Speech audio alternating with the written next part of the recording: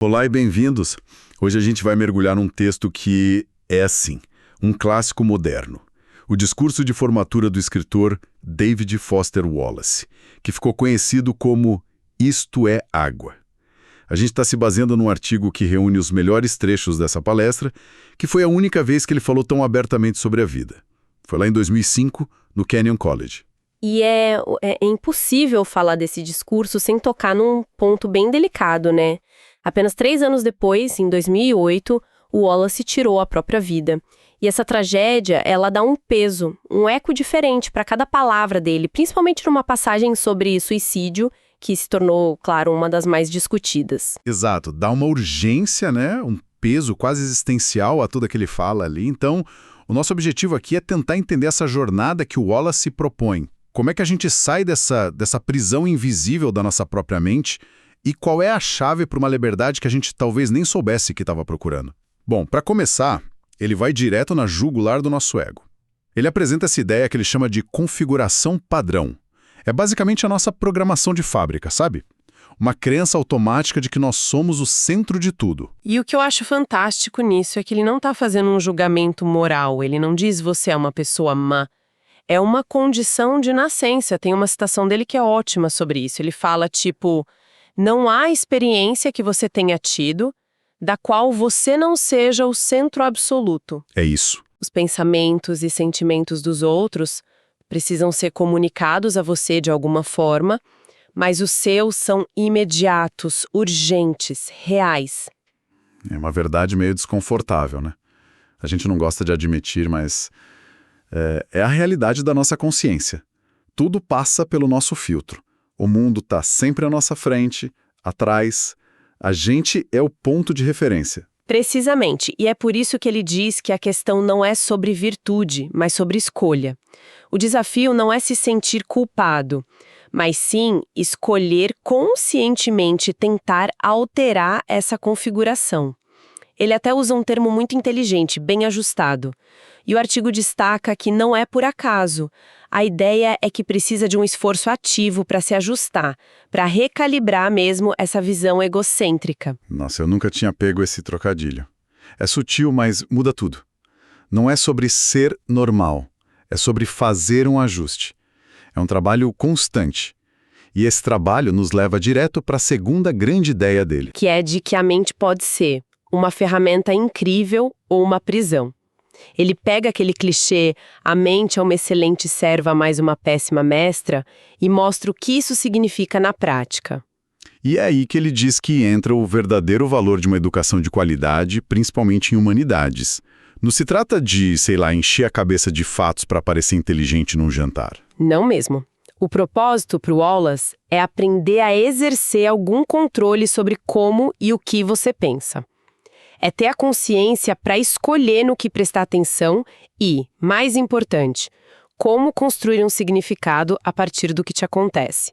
Ele é bem direto, ele diz que sem essa habilidade, a vida adulta vai te devorar vivo. E essa ideia de controle sobre o pensamento, ela se conecta a uma das passagens mais brutais do discurso.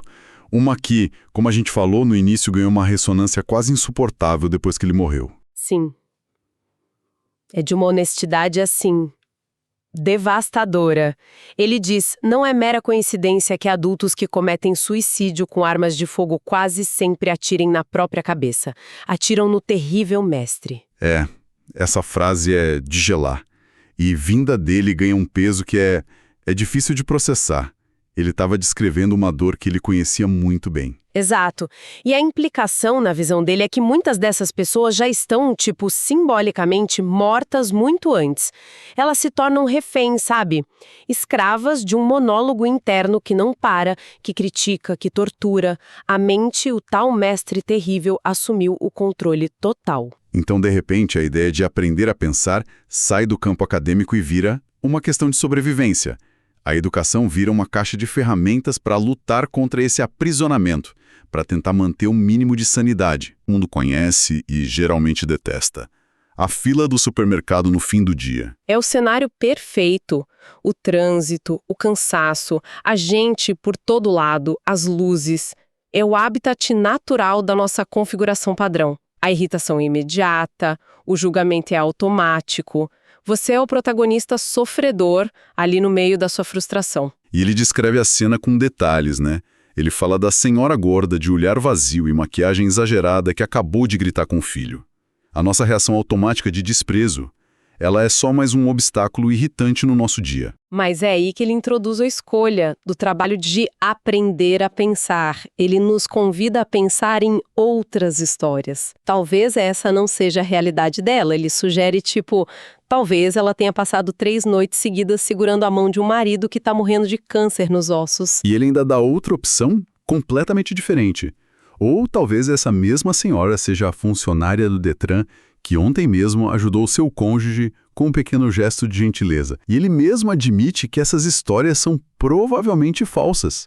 Mas o ponto não é esse. Não, o ponto, e essa é a grande virada de chave, é que elas são possíveis. O verdadeiro trabalho não é adivinhar essa história do outro, mas ter a disciplina para se lembrar que o outro tem uma história tão complexa e real quanto a sua. É um ato de força de vontade para quebrar o feitiço do próprio ego. É uma ideia quase radical, né? Encontrar essa profundidade ali na fila do caixa. Porque a nossa tendência é o oposto, é ver aquilo como tempo perdido, como um incômodo. E a recompensa por esse esforço é enorme. Ele diz que essa escolha tem o poder de transformar uma situação caótica, quente, lenta e consumista em algo sagrado.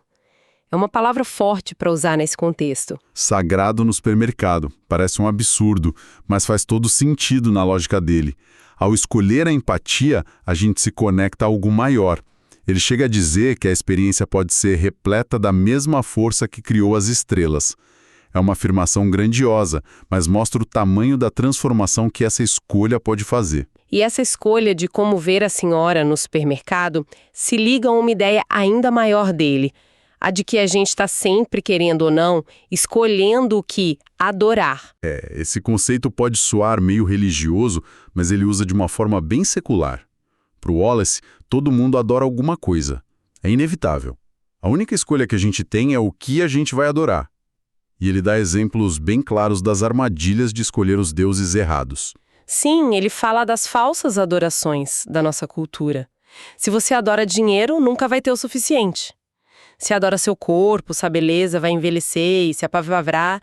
Se adora poder, vai se sentir fraco e com medo o tempo todo. E o exemplo sobre o intelecto é especialmente cortante vindo de um gênio como ele. Ele diz, adorar seu intelecto, ser visto como inteligente, levará você a se sentir estúpido, uma fraude, sempre à beira de ser descoberto. Uau! É a descrição mais perfeita que eu já vi da síndrome do impostor. Exato. E o perigo dessas adorações é que elas são, na maior parte do tempo, inconscientes. Elas são as nossas configurações padrão. São os altares que a gente constrói sem nem perceber. E a cultura ao nosso redor empurra a gente para isso, né? Ele diz que o mundo real do dinheiro, do poder, prospera nesse ambiente de medo e autoadoração. É aí que ele redefine o que é ser livre. A cultura vem de uma ideia de liberdade, que na verdade é uma prisão. Ser o senhor do seu minúsculo reino do tamanho de um crânio. É a liberdade de ser o centro de tudo. O que, como ele já mostrou, é a receita para a frustração. E, em vez disso, ele propõe uma definição de liberdade realmente importante que é o oposto. Não tem a ver com ter o que você quer, tem a ver com a capacidade de escolher. Ele define como algo que envolve atenção, consciência e disciplina. E a capacidade de se importar de verdade com outras pessoas e se sacrificar por elas de inúmeras maneiras pequenas e pouco glamurosas todos os dias. Essa é a verdadeira educação para ele. Não é sobre o que você sabe, mas como você vive. É o oposto da corrida desenfreada da configuração padrão. A alternativa a essa liberdade, ele avisa, é a inconsciência, o piloto automático. E no final, ele amarra tudo isso de forma brilhante com a pequena parábola que dá nome ao discurso. A história dos 2 peixes jovens. Eles estão nadando, aí encontram um peixe mais velho que acena e diz: "Bom dia, rapazes. Como está a água?" Os 2 continuam, aí um vira para o outro e pergunta: "O que diabos é água?" Exato. A água é a realidade mais óbvia, mais essencial. Aquilo em que a gente está tão imerso que nem nota.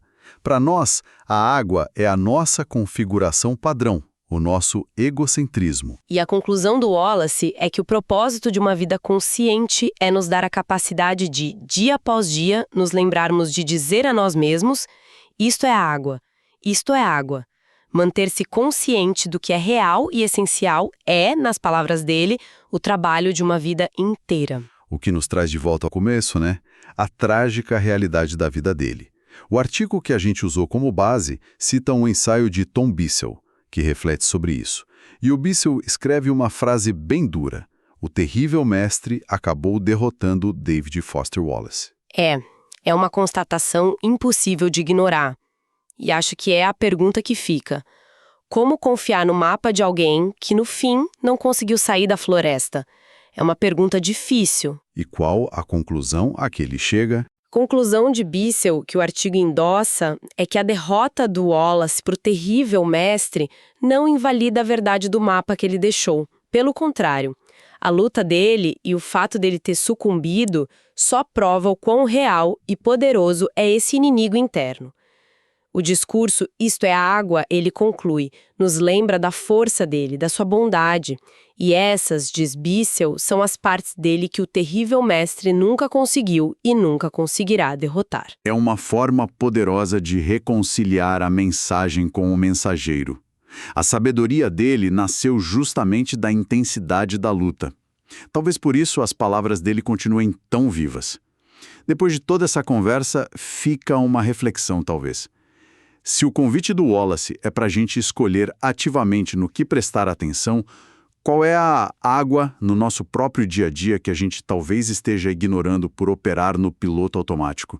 Que situação frustrante e rotineira aquela reunião, o trânsito, uma conversa difícil poderia ser totalmente transformada se a gente parasse por um segundo e fizesse o esforço de escolher, considerar outras possibilidades. Se em algum momento você pensou em alguém enquanto ouvia este episódio, talvez valha compartilhá-lo com essa pessoa. Obrigado por ouvir. Até o próximo episódio.